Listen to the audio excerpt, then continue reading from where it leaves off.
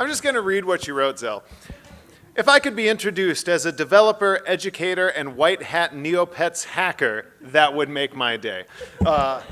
We have a wonderful background, but I'll leave it to you to talk when you come up. But I want to speak briefly about Zelle and Tūhura Tech. Tūhura Tech is doing amazing work. If you're not familiar with them, please check them out, volunteer support however you can. It's the closest thing I've seen in New Zealand to creative youth development, which is an amazing global model for empowering students by treating them like artists, like tech professionals, and allowing them to learn and grow through that. They do absolutely incredible work. And of course, Zelle is a teacher, mentor, educator, and many other aspects too. You've already seen it in their support of the amazing work that they're doing at Wellington High School and other places. So I feel like Zelle's work speaks for itself, but it also doesn't have to, because you're going to talk for 30 minutes. So up next is Zelle Markovici.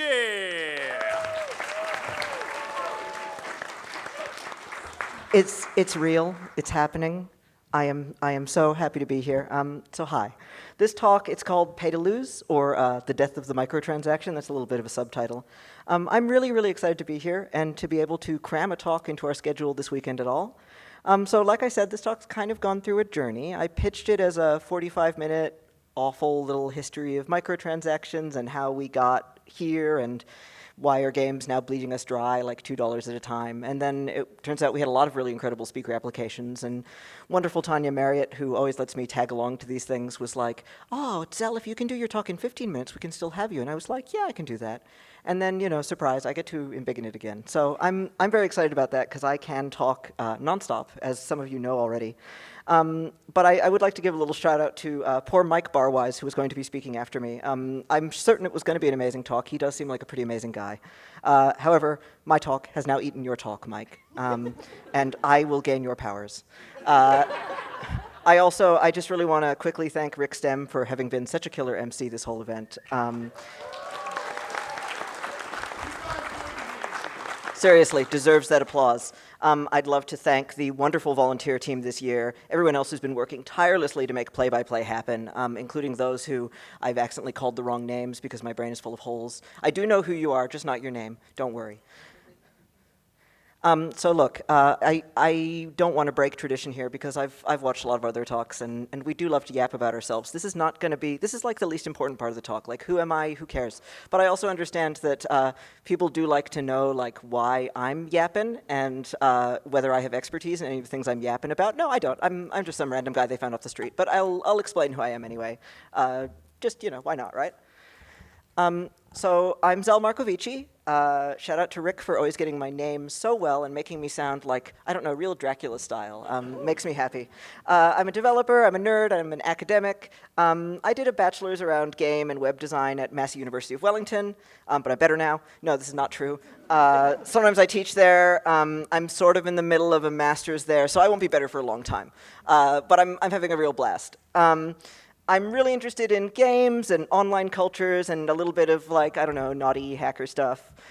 So this is a picture of the first time I unpacked my Steam Deck, which was my only computer for a few years. So you can see I was using it to build some Godot virtual reality development stuff up there. Really disgusting. Don't do this. And this is a GIF of my last birthday party. So now you know there's something wrong with me and I love cake. And that's really all you need to know. No, but look, I always like to say at events like this that I don't really have a career. Like, I'm not a career programmer or anything, but it's kind of debatable at this point. I'm maybe a career educator. So I work at this organization called Tūhura Tech, which Rick's given us a really lovely shout out. And I won't go on and on. I'll just say it's a registered charity. We do free tech classes for teens, younger children, all over the Wellington region. We're actually running some game development workshops like all day tomorrow, and there's probably still time to sign up for those if anybody wants to look at them. And yeah, free. We like this. And, I mean, as a charity, if any of you have, like, fistfuls of dollar bills lying around or, like, just, like, hundreds of laptops somewhere in a warehouse that we could, like, share with children who don't have devices, that would be really awesome, and you should come and bully me after the talk. We also have lots of volunteering opportunities available. You can check out our website, all that good stuff. Okay. As I've said, I'm a really big yapper. I particularly like doing this on stage because then you're all trapped with me. I sometimes do this joke. This one works at NZGDC where they do shut the doors, and not really here where I'm like, okay, now lock the doors. And sometimes people are a little scared. But I do want to clarify that because I'm yapping, and I am the last talk before our wonderful keynote speaker, and we start sort of wrapping up the event, you can walk out at any time and I won't be offended. My last talk at Play by Play was a real doozy.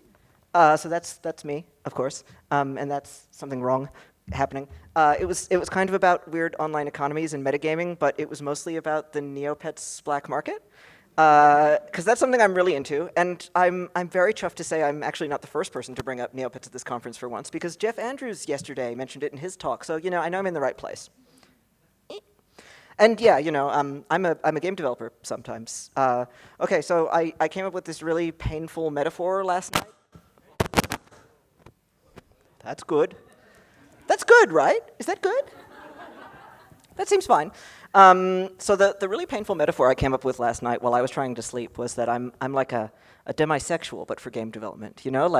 So I don't want to be in this industry, but for the right game, and like if we have an emotional connection and it treats me right, then it can be kind of interesting. Like the benefits might outweigh, yeah, thumbs up, okay, good. So I made a couple of educational games in partnerships with Massey's Vet School, and the Department of Conservation was a little involved. It was really sick, kind of wholesome, values-driven. Day in the Life of a Kiwi Ranger was this one, and like, yeah, okay, yes, it's a dead kiwi, but it's like a wholesome, child-appropriate dead kiwi, okay? So here's a vet game called Diagnose Me. These games were so much fun to work on, and they gave me like just so much input over the design of stuff, even though I was a literal nobody. And I want to acknowledge I went from like a really okay sex joke to like a detailed illustration of a hoi-ho getting its blood drawn in less than a minute. So like that's a bad vibe. But these illustrations, by the way, they were done by Bo Moore, who's enormously talented. Real pleasure to work with. She's in the audience right here. Also my beautiful wife. Yeah. And I'm actually working on a different educational game right now. It's this docu-game about an early conservationist here in Aotearoa who's named Richard Henry. Still in early days. It's going to be a really cool little project. And the designer and illustrator who held me on board for it, you may know her. Her name's Tanya Marriott. And she's just so cool. It's going to be great. You're going to love it. That's more than enough about me. So enough about me, enough about the crap I've done. I want to talk about microtransactions. That's what you're here for, okay? Do we agree on what a microtransaction is? Like, do I have to define, like it's the little stuff you pay for that isn't the game itself, right? And it's got this word micro in it, but I mean, as we'll see, that's kind of not even about the amount of money you're spending. It's just the little things that aren't the game itself you're paying for. This is one of my favorite examples of an early microtransaction that fucked everything up because I got to see it happen live. So we're all vaguely aware of World of Warcraft, right? It's actually a really interesting game in terms of the financials, not just because they're doing badly all the time, but because you have to buy the game, and then you have to buy expansion packs, and then you have to pay the subscription fee. So they kind of get you coming and going. Unless you're me, because I have a friend named AC Atienza with some Blizzard connections who's been giving me free game time for like years, so I can play till 2028. And I'm hoping they'll get a kick out of the name drop when they watch the recording of this talk later. And I, just while I'm tangenting, I'm sorry, AC actually has a really cool board game about post-apocalypse lemonade stands. It's just reached triple the funding goal on Kickstarter. So if you want to like check that out and maybe get some goodies and be involved in the development, you should look at it. Okay. Sorry, it'll happen again. So in 2010, Blizzard decided to try out selling a mount for real money, okay? And it went well. So the TechSpot article here says that it was $15, but it was actually $25 US when it was released. And they made a crazy amount of money on this thing. So for perspective, $25 US is 40 New Zealand dollars, okay? So we don't have exact stats, but we know that 150,000 people bought it on the first day it released. So if you multiply 150,000 by $40, and then you think about your own salary, you'll get really sad. So don't do that. And at the time, we weren't totally aware of what a terrible omen this was. So mostly the players that refused to buy this fucking horse, by the way, it was called the Celestial Steed, but we actually all referred to it as the Sparkle Pony. We kind of tried our best to make anybody riding this thing a pariah. So I was 17 at the time. I had dropped out of high school in order to play World of Warcraft full time. Don't do this. And I can tell you, in the high-level competitive raids, you would see, like, somebody would show up riding this thing, and we would all vote to kick them out of the group. And I'm not saying that collective shaming is like good, but I also don't want to act like, we should accept paying $40 for a single mount in World of Warcraft, right? Like, that's messed up. So 2010 is 16 years ago, somehow, but it's also not the beginning of this story. So we can talk about some famous examples of early in-game shops that use real money from the 2000s, like there's this thing called MapleStory we all played a lot of back then. There weren't better games available.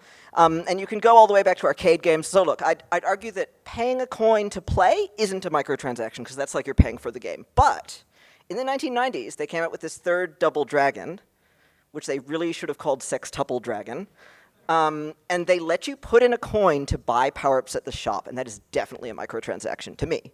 And I'm the one giving the talk, so I make the rules. And look, I mean, this talk is about a larger trend and not blaming any individual companies, but I can't talk about microtransactions and not mention the horse armor from Oblivion. This is a whole thing. Basically, in 2006, Bethesda sold some horse armor, and it wasn't very good, and it was $2.50, and gamers were really mad. And look, okay, it's 10 times cheaper than the World of Warcraft Sparkle Pony, but I do see their point. It's I don't know if the youth still say this, but it's serving nothing. And the microtransaction strategy became a really big deal for Microsoft around this time, and a lot of people point at the horse armor and they're like, this is it. This was the death of paying once for a video game. And so in the 5 years, or excuse me, no, in the many, many years since then, things have definitely gotten worse. So in the 2010s, we had to live through shit like Facebook's Farmville. Does anybody remember Farmville? Yeah, I see some enthusiastic hands. I'm worried about you. And Clash of Clans, that's a phone game. Yeah, I see some pumped fists. I think we got really desensitized during this time period to some of those mobile game strategies that are now really common. Like, this is when you started to see more of those things like buying premium currency instead of directly paying for items. And then paying premium currency to skip waiting periods and cooldown timers became this whole toxic thing. And now, we've got Fortnite battle passes and loot boxes and virtual card packs and gacha pulls and all this stuff that makes me want to puke. And saying that, without any judgment whatsoever, I would guess, and this is a really safe guess, some of you have spent money on a phone game before. And I actually don't want you to be ashamed of that. But I also think there's a lack of understanding about how bad things have actually gotten in the mobile gaming scene, and I kind of want to shine a light on that. So I'm going to zero in on just one mobile game called Merge Dragons. And again, none of this is the fault of this game or this company. This is just, you can think of Merge Dragons as kind of our effigy for the state of the mobile games landscape right now, and I'm going to set it on fire. So I've selected this game for a couple of reasons, and one of those reasons is that it really embodies an interesting facet of these microtransaction-driven games, which is having loads of different currencies and mini-games throughout them. Like, there's not just one game, there's a bunch of weird things going on. And I have a really great quote about this from a guy named Johnny Saunders, who's very clever. He kindly allowed me to paraphrase him for this talk. Those are good noises. I think those are good things, right? And so he's getting a shout out, and he's really funny. And this quote that I'm going to read, it comes from a larger discussion he was having about the way that interacting with large language models also feels like gambling, which is, it's a whole nother talk. We can't even, I can't. Okay, but I'm going to paraphrase Johnny. Unlike slot machines or table games, which are limited by how long you can sit in the same place, mobile games can establish a continuous space of play. They always combine several reward ladders at once. So, for example, you have the hit the reward cap in the arena modality, which gets you coins. So you need to go recharge by playing the versus modality, which gets you gems. Of course, it doesn't matter what the modality is. They're all the same. You're still playing the game. The goal of the game design is to chain together these cycles so you can win, then lose in one, win, then lose in another, and then by the time you've made the rounds, you come back to the first. And so you have things like mana wheels, daily caps, weekly competitions, seasonal storylines. And here Johnny has outlined one really important purpose of these multiple currencies, which is that they serve to lead you through different parts of the game, which are all differently exploitive, like one giant casino. Merge Dragons takes this to heart, and there are a lot of currencies: perpetual, seasonal, real money, you name it.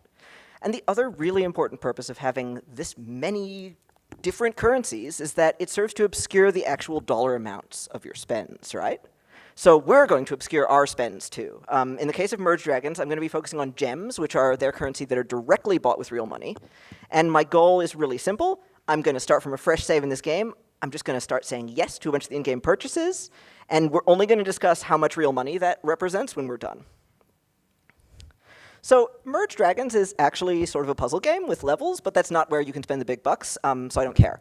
I've actually beaten this game before, and I got to the last puzzle level available. And I did this as a free-to-play player. I didn't actually spend any money, so don't do that. It's a huge waste of time, and there's no reward waiting for you because it's live service. So they're just like, someday we'll add more levels, and it's like, cool. So my goal is to rush through enough levels that they give me access to the camp, which is your base building minigame, another one of those modalities we were talking about. And this only took me 5 minutes, and I spent 0 gems, so I didn't even bother to make a video of it. It's not worth looking at. And then once we're finally in the camp, it's really a sensory overload situation. If you don't know what's happening, don't worry. I didn't either. But essentially, my mission here was to hatch and merge enough dragons to get a certain amount of dragon power so I can unlock a different modality, which I think is really funny. So mostly this process was 30 minutes of it asking me to spend gems on things and me saying, yeah! And this was originally going to be a video, but to nobody's surprise, it turns out 30 minutes of clicking the spend gems button, not exciting to look at no matter how much you speed it up. So usually it would ask me for like 20 gems at a time. Sometimes big ticket items were like 375 gems. And, you know, just sort of keep these numbers in your head, because again, we're not translating these to real money, right? I'm not spending real money, I'm spending gems. It feels different. I'd estimate I spent maybe 3,000 gems over 30 minutes. Mostly that was it kept throwing me chests and going, you want to open this? And I kept going, yeah, I do. How many gems does that cost? Okay. And then finally, mercifully, after I merged a bunch of dragons and I was constantly having to deal with like pop-ups telling me about new currencies and new features and limited time stuff and like small chances of hatching shiny dragons, this is real, I unlocked this thing called the treasure tower, and this is by far the worst part of the game, thus my favorite. And I've actually taken a video of a treasure tower playthrough, but really, really sped up because I don't want it to be the only thing you see for the rest of the talk. I hope a video covers this text. It does, okay.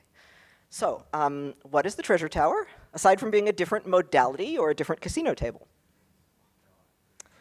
Well, it's 12 uninterrupted minutes of tapping on jars and receiving random prizes, which you mostly don't want, and you have to do it all in one sitting without closing the app.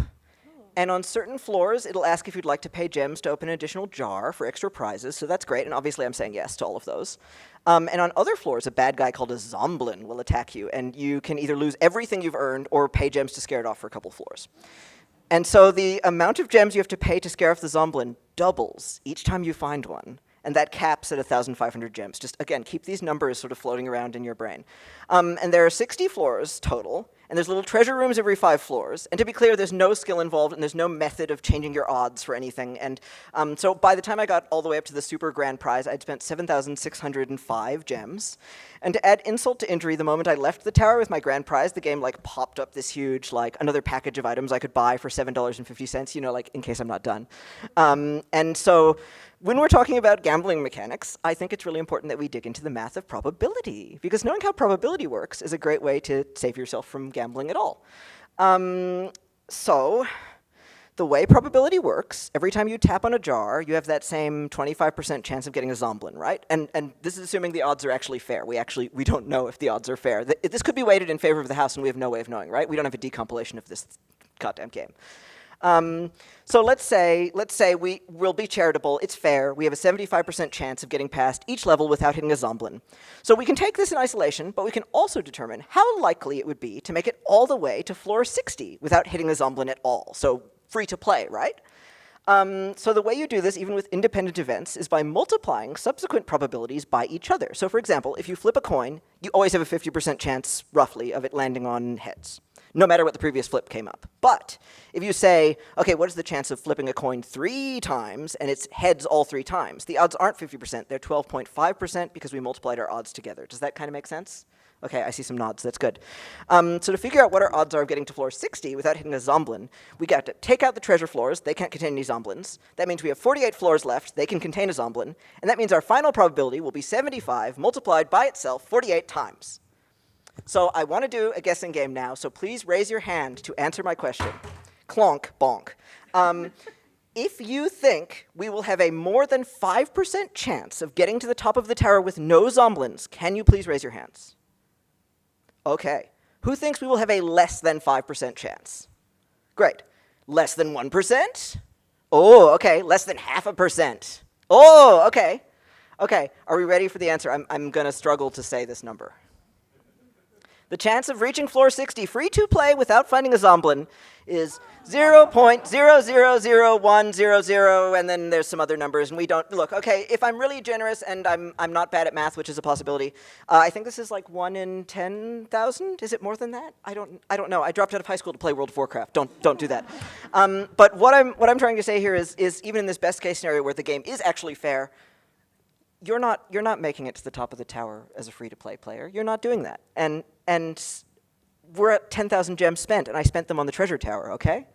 And the treasure tower, it's not a one-time thing. They expect you to do this a lot. They recharge your treasure tower keys, or whatever they're called, like every couple of days. Okay, are we ready for another hand-raising joke? Oh, yes, okay. Okay, does anybody here think 1,000 gems is $1 New Zealand dollar? I mean, that would be kind of okay, right? We'd have spent like $10. You do not have enough faith in mobile games for that, though. Okay, does anybody think 1,000 gems is $5? Ooh. Okay, who here thinks 1,000 gems is $10? Okay. 20? Oh, higher. 25? I think so, like 50. And you know, look, we have other questions you can't answer, like what cost would make it okay that I spent 7,500 gems on the treasure tower? And like, did I have fun? No, I did not have fun. How much is 1,000 gems? I am not fucking with you. I am not fucking with you. This is real life. Don't worry about it. No, I have good news. Don't worry. So look, the reason this talk is subtitled "The Death of the Microtransaction" is because I'm not sure we should really be calling these microtransactions anymore. Like $50, that's just a transaction. Like, look, in some far off past utopia when I was a small baby, that was just like the cost of a game. Okay, like. This is really whole hog capitalist greed at its finest, and like I have to be clear, this isn't like some random shovelware nobody's playing. Merge Dragons has like 50 million downloads on the Play Store. This is a huge game. Okay, so it's really, really important to clarify at this point because we had a good question about this. I didn't spend hundreds of dollars for this talk. I have a hacked copy of this game that allows me to just keep hitting the buttons even when my balance is 0. This is very important, but I didn't want to lead with that because I think it's funnier. And look, if you didn't have enough reasons to be pissed, this whole thing is a huge data harvesting exercise, which again is totally outside the scope of this talk. But it makes me mad. Like, I have one more Merge Dragons guessing game, and it's like a real doozy, okay? And that is, what age group is this game for? Okay, so we're gonna raise our hands. Does anybody here think that Merge Dragons is aimed at adults, age 18 or over? Whoa, you're getting too smart for me. Okay, 15 plus. Is this a 15-plus game? Okay, you're very hopeful. I love that. How about 10 plus? Is this a 10-year-old game for 10-year-olds? Okay, 5 and up. Ooh, okay, we're getting some now. So, according to the Google Play Store, this game is rated for 3-year-olds. And no, look, most 3-year-olds, they're not going to have access to their mom's credit card or hundreds of dollars or whatever, but you have to understand that this game is an exercise in data harvesting, in capturing your attention, and all of these sort of weird game design patterns that are so evident on the financial side, they're actually woven throughout the free-to-play game experience as well, right? Like, it's not just the money it takes from you. And so everything Johnny Saunders was saying about those win and lose cycles and the infinite play space and the possibility of sucking up hours and hours of your life and bringing the casino into your own home and your daily routine, I just want you to apply that in your mind to an image of a 3-year-old. Is this good? So, for many people, age 3 is about around when they begin to form and store long-term memories. Like, it's when we're discovering values and developing habits that are probably going to stick with us for a long time. Like, you can unlearn things, but you're getting some stuff cemented at this time in your life. And so one of my earliest memories, for example, it's actually the moment I began to understand the written word as something that wasn't like squiggly hieroglyphics. I was like, oh my god, I can see words, and I can tell when it's going to be syllables and how you could pronounce those syllables. And like, the magic of that moment really, really stuck with me. And I think that's probably what I'm chasing in a lot of my work when I'm like, I want to learn a new language, I want to figure out codes, I want to solve puzzles and learn these difficult concepts because when they click, it's so satisfying, right? But this is not my earliest memory. My earliest memory is this. I'm at some sort of amusement park in California. My mom and I are riding on a cartoon bee, and it feels like it's thousands of feet off the ground to me, but it's not. I'm just like 3. And when I look down, that's me, by the way, I can see my red-buckled shoes, and I'm looking down a lot because I'm waving frantically at my dad, who's watching from the ground. And Mom's told me that this memory could have only been a trip we went on when I was like 3. And I remember I really wanted Dad to come ride with me, too, but he had to take one of his really frequent cigarette breaks, and I was already starting to find them way too frequent as a 3-year-old. And now my dad, who is the coolest guy I know, is fighting lung cancer. And I can't help but feel that there's something there about the cigarette and vape industry, the idea that it's a concerted effort to squeeze money out of vulnerable populations by forming addictions and cementing these unhealthy habits, right? You know, cancer be damned, we need to make some money. And thankfully, gambling doesn't cause cancer, which is like kind of a cheery thought, because it sort of feels like everything else does right now. But it is a seriously unhealthy habit, right? And look, maybe this has happened, but I struggle to imagine a world in which somebody's first memory as a 3-year-old is them smoking a cigarette. Do you think that's happened? But I can increasingly imagine a world in which some people's formative early memories are going to involve what we're calling dark design patterns, and we're kind of pretending is the domain of adults. That magic feeling I had when I was 3 years old and learned how to read is a great high to chase. Wanting to learn, to understand, has led me amazing places in my life so far. Imagine if that magic feeling was not learning to read, but pulling a super rare 6-star hero in a mobile game. What would I be chasing for the rest of my life? The desire to win big? What would that do to you? And I just briefly want to look back at this slide from closer to the beginning of the talk, and you know, we all thought this was a really dark time. But a lot of us would prefer to go back to this model now. Like, look, it's a single purchase for a single item, and you know what you're getting, and you're probably an adult or teenager already because you're paying to play this game. And it's only cosmetic, so you don't even feel pressured to pay money to like keep up with the rest of the players. I'm doing that, guys. It's me. I'm learning so many beautiful things. Thank you so much. This is what happens when you keep touching things. I'm sorry. You're beautiful people. I won't do it again. Yeah, I probably will. And like what I'm saying is that this really sucked, but it looks so good by today's standards, and that's kind of not okay, right? And I think we probably do have the power to halt this model as designers, but also as users, okay? Like, we can't just say yes to microtransactions like I simulated, and we can't let our friends do it either. We need to kind of consider it unacceptable to participate in this system. And look, the flip side is that means we need to show concern. We can't shame them. This is not a Sparkle Pony situation. If someone tells me they spent money on a mobile game, I'm starting to kind of feel like, I don't know, as if they told me they just went and binged at the casino. And really, the biggest thing I want you to take away from my stupid little talk is that we can't be okay with this.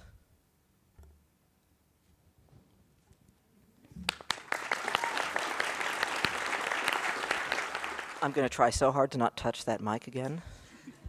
I love to cuddle it. I don't know what to tell you. Hi.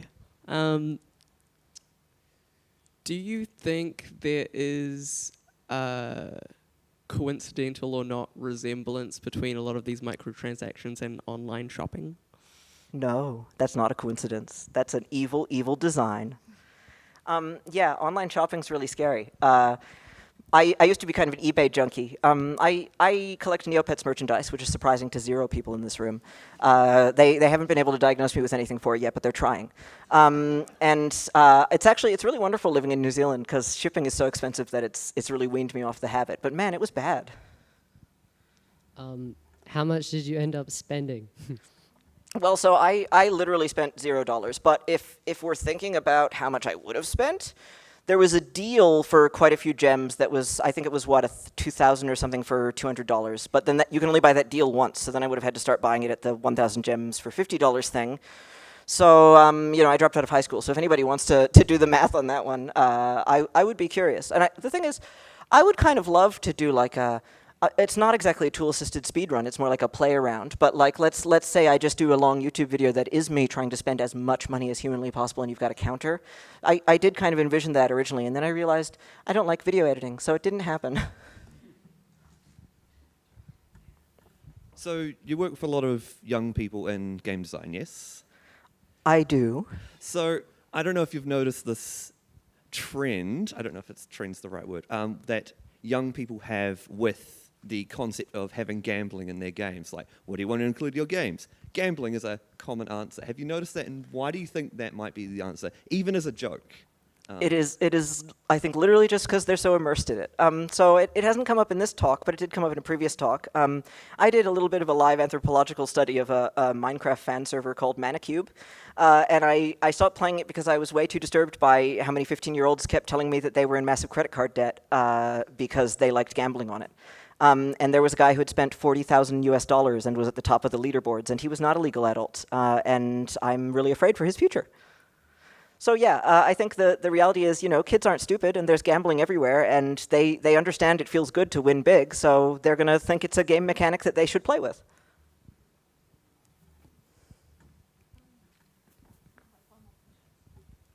All right, sorry, this will be the last one. Thank you so much.